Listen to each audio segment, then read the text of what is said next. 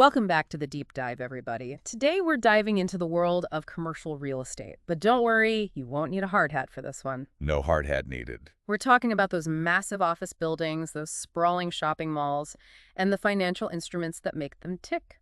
Commercial Mortgage-Backed Securities, better known as CMBS. CMBS, right. It's like taking these very tangible assets, these buildings we see every day, and turning them into this kind of abstract financial product. Exactly. And we're lucky enough to be tapping into the mind of Michael Linton for this deep dive. Definitely lucky. I mean, this is a guy who really knows his stuff. For sure, he's a broker, an investor, an author, and he really understands the ins and outs of the Chicago market. Oh, yeah. He's got his finger on the pulse. And we're diving deep into his recent article on ChicagoDealFlow.com. It's a great article. Okay, so for those who are new to the game, imagine this. You take a whole bunch of loans for commercial properties, bundle them all up together, and then turn them into bonds that investors can buy and sell. Yeah, so you're basically taking these mortgages, these loans that are tied to actual buildings, and turning them into these tradable securities. Precisely. That's CMBS in a nutshell. And I think what's really interesting about this structure is that it unlocks a lot of liquidity for lenders. So think of it this way.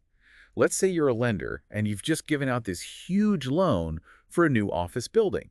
Now, your money's tied up in that loan for maybe, like 20 years? 20 years, yeah. But with CMBS, you can package that loan up with a bunch of others, sell it off to investors, and boom, you've got all this capital freed up to make even more loans. It's like a revolving door. Exactly. It really keeps the wheels of the commercial real estate market turning. And on the other side of that, you have investors who maybe don't have the millions of dollars it takes to buy a whole office building. Right, or maybe they don't want the hassle of actually owning and managing a property. Exactly.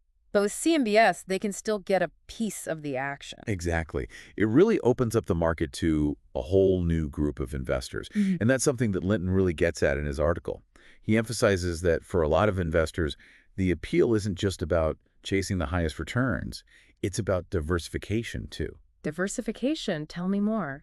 Well, so with CMBS, instead of putting all your eggs in one basket, like buying a single property, Right. You're spreading your risk across a whole pool of loans, maybe some office buildings, some retail spaces, hotels even, all wrapped up in one neat little package. It's like a diversified real estate portfolio without all the hassle of, actually being a landlord. Exactly. So walk me through that a little bit. What does that look like? So let's say you want to get into CMBS. You're not just buying one big block, right? You have options, different levels of risk and reward. Okay, so there are different types of CMBS. Exactly.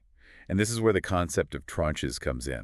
It's like a cake with different layers, each representing a different level of risk and potential return.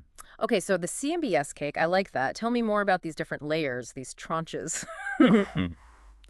Okay, so the CMBS cake has different layers. I'm with you so far. Yeah. So imagine a big pension fund, right? They're looking for a nice, safe place to put their money, something that's going to be pretty reliable over the long haul. Makes sense. So they'd probably go for what we call the senior tranches. Those are like the bottom layers of our CMBS cake. Bottom layers, okay. They're considered less risky because if some of those loans in the CMBS start to go belly up, Yeah.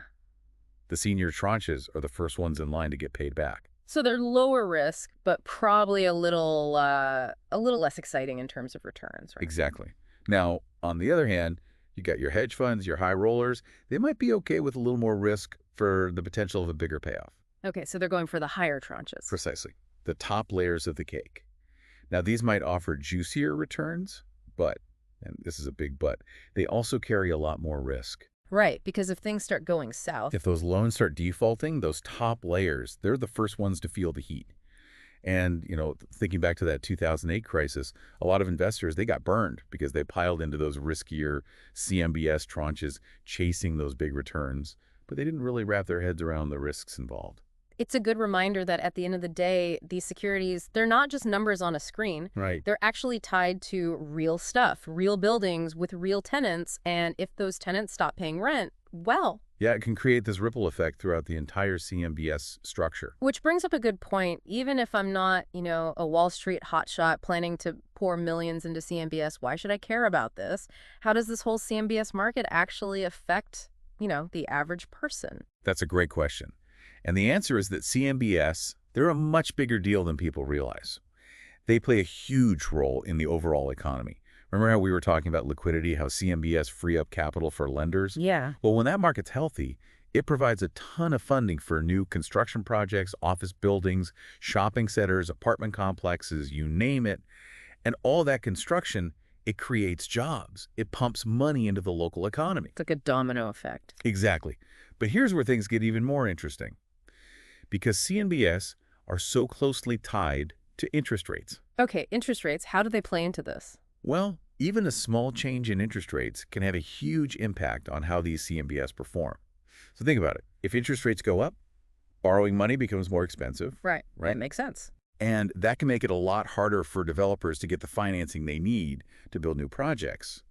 And on the flip side, when interest rates fall, suddenly refinancing existing loans becomes super attractive, Oh, which can then lead to this flood of new CMBS being issued, fueling even more activity in the commercial real estate market. Yeah. And that's something that Linton really drives home in his article. He talks about how CMBS, because they're so sensitive to these interest rate swings, they can act as this kind of, well, like crystal ball. almost like a barometer for the overall health of the economy. So they're like, what, a canary in a coal mine for the whole economy? Kinda, yeah. It's really interesting stuff. And, Linton, he brings up a really important point about the future of CMBS. We're in this world now that's grappling with climate change, right? Yeah. And investors, they're thinking a lot more about sustainability. Right. So how does that impact the CMBS market? Yeah. Will we see more investors seeking out CMBS backed by energy-efficient buildings? Oh, interesting. Yeah, will there be a green CMBS or something, like a premium for sustainable buildings? It makes you think. It really does. Like, will we get to a point where those green buildings are actually seen as less risky investments? Exactly. Because they're more likely to attract tenants, they might hold their value better over the long term. Fascinating. So it's like CMBS, they're not just about crunching numbers and looking at interest rates. Right. They're also reflecting these bigger societal trends. Absolutely. Understanding CMBS, it's like it gives you this whole new lens for understanding how real estate, finance, and even these bigger global forces are all connected. It's all connected. Well, deep divers, we've journeyed through the fascinating world of CMBS today. We talked about how these bundles of loans get sliced and diced into different tranches, how they're influenced by interest rates, and how they might even play a role in a more sustainable future. And a huge thank you to Michael Linton for guiding our deep dive today. Yeah, great article. If you want to explore his insights further, head over to chicagodealflow.com. You won't regret it. Until next time, keep diving deep, everybody.